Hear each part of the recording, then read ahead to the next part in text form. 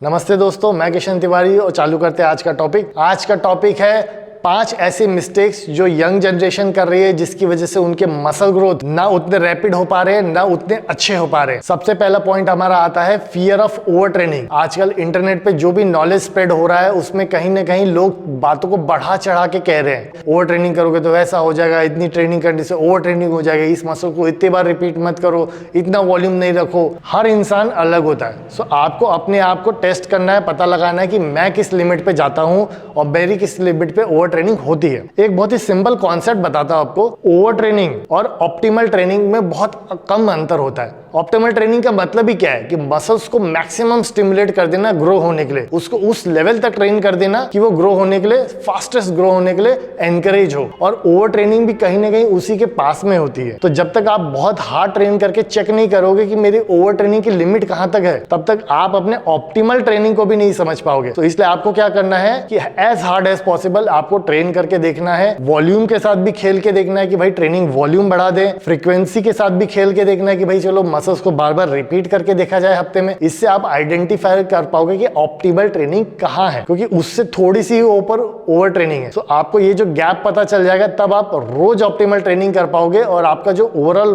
Muscle growth है वो बहुत ज्यादा मैक्सिमाइज हो पाएगा। नेक्स्ट पॉइंट आता है हमारा ट्रेनिंग इंटेंसिटी। अब ट्रेनिंग इंटेंसिटी में प्रॉब्लम ये हो रही है आजकल, जैसे कुछ बच्चे वो बोलते भाई मुझे ज्यादा बॉडी नहीं बनानी, मुझे थोड़ी सी बॉडी बनानी। या मेंस फिजिक का एग्जांपल ले लो, वो बोलते भाई मुझे बॉडी बिल्डर जैसा मस्कुलर नहीं होना, मुझे मेंस फिजिक जैसी बॉडी चाहिए जो थोड़ी सी कम मस्कुलर है। तो इसके लिए वो क्या करते हैं, कम मेहनत करते हैं। उन्हें लगता है कि ज्यादा मेहनत करेंगे तो बॉडी बिल्डर बन जाएगी या बहुत सारी मसल्स बन जाएगी, और कम मेहनत करेंगे तो मेंस फिजिक जैसी बॉडी बन जाएगी, जबकि ये एकदम गलत है। ये थोड़ा सा जो है जेनेटिक का भी खेल है। ऐसा नहीं होता कि मेंस फिजिक वाला कम मेहनत कर रहा है इसलिए उसकी कम मसल है। बॉडी बिल्डिंग और मेंस फिजिक, या ज्यादा मस्कुलर लड़का या कम मस्कुलर लड़का, ये जो भी लोग हैं ये सारे के सारे बहुत मेहनत करते हैं और जितना मसल पैक ऑन कर सकते हैं वो अपनी तरफ से कोशिश करते हैं। मेंस फिजिक वाले का जो जेनेटिक लिमिट है वो उसको लिमिट करता है बहुत ज्यादा ग्रो होने से, बहुत ज्यादा मस्कुलर होने से। और जो बॉडी बिल्डर है वो उसका जेनेटिक लिमिट ही ऐसा है कि वो आराम से 100 kg या उसके ऊपर चला जाता है। तो मेंस फिजिक के एथलीट को आप देख के ये ना समझे कि ये कम मेहनत करता है इसलिए इसकी कम बॉडी है। वो भी 100% देता है तब जाके उसकी वो बॉडी है।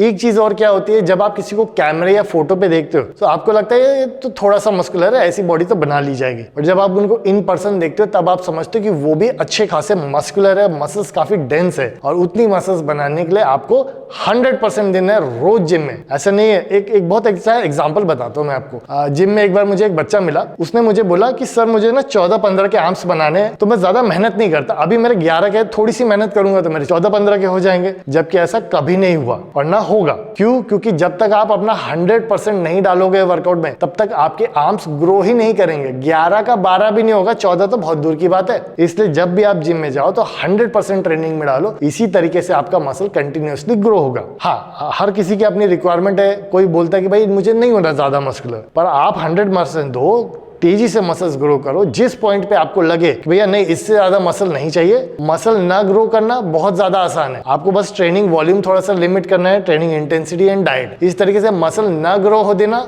ये ज्यादा इजी रहेगा as compare to muscle grow होने के। हमेशा फोकस किस पे रहेगा, कितना मसल एड ऑन कर लूं।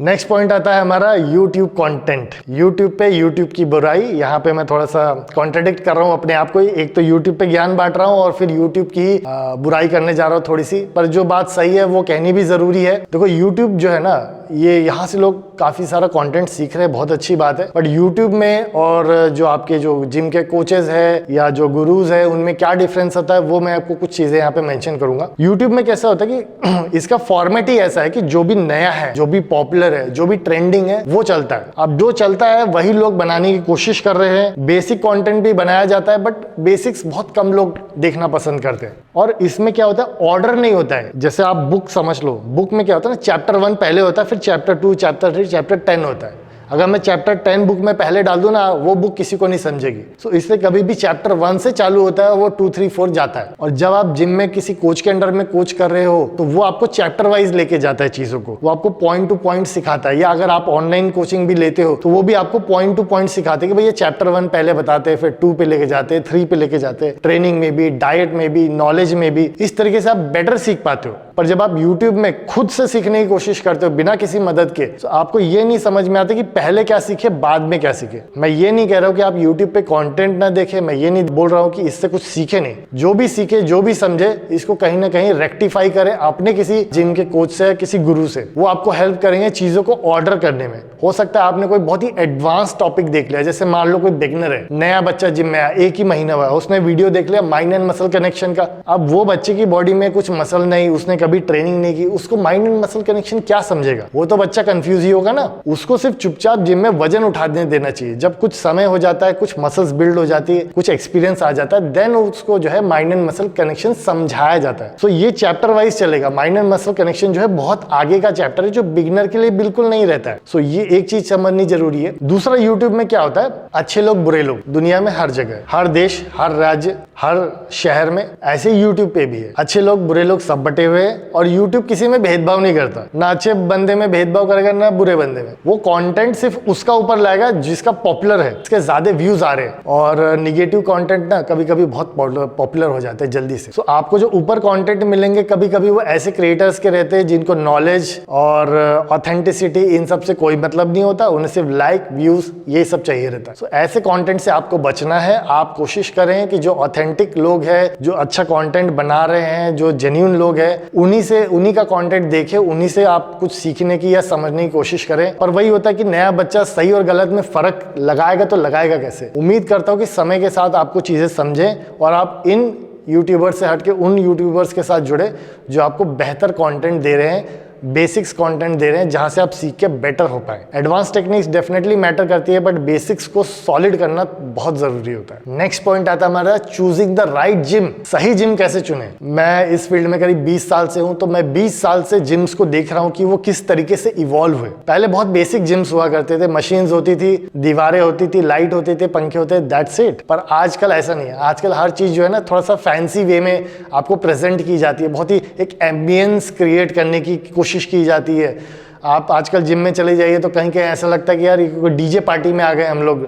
लाइट्स उस तरीके की लगा दी जाती है, या फिर बहुत सुंदर इंटीरियर कर दिया जाता है, ऐसा लगता है कि भाई किसी शादी के मंडप में आ गए हम लोग। सो इस तरीके की चीजें होती है, या बहुत ही लग्जूरियस फैसिलिटीज प्रोवाइड की जाती है। कई बार लोग जो है इस तरफ अट्रैक्ट हो जाते हैं। मानता हूँ ये चीजें अट्रैक्टिव लगती है, बट आपको अपने गोल को भी ध्यान रखना है। व्हाट इज माई गोल, और क्या उस जिम में वो गोल सक्सेसफुली अचीव हो पा रहा है? क्योंकि जो लोग फिट रहना चाहते हैं, जो लोग हार्ड वर्क करके कुछ एक अच्छा फिजिक बिल्ड करना चाहते हैं, ऐसे लोग अपना एम्बियंस भी ऐसा ही रखना चाहते हैं। जो लोग फिट होते हैं ना, वो अपना एम्बियंस भी फिट पसंद करते हैं। वो ऐसे लोग आसपास नहीं पसंद करते जो सिर्फ टाइम पास करने आए हैं या कूल दिखने आए कि देखो मैं तो जिम आया हूँ, मैं तो इतनी बढ़िया लग्जूरियस जिम में आता हूँ, मैंने ये टी शर्ट पहनी है, वो शूज पहना है। ऐसे लोगों के एम्बियंस में वो लोग रहना पसंद नहीं करते। सो इस तरीके के जो बहुत ही लग्जूरियस जिम होते हैं, इसमें यूजुअली आप देखेंगे 95% लोग आपको हार्ड ट्रेनिंग करने वाले लोग नहीं मिलेंगे। और अगर आप फिट रहना चाहते हो, आप कुछ स्ट्रॉन्ग मसल्स या आपका कुछ गोल है,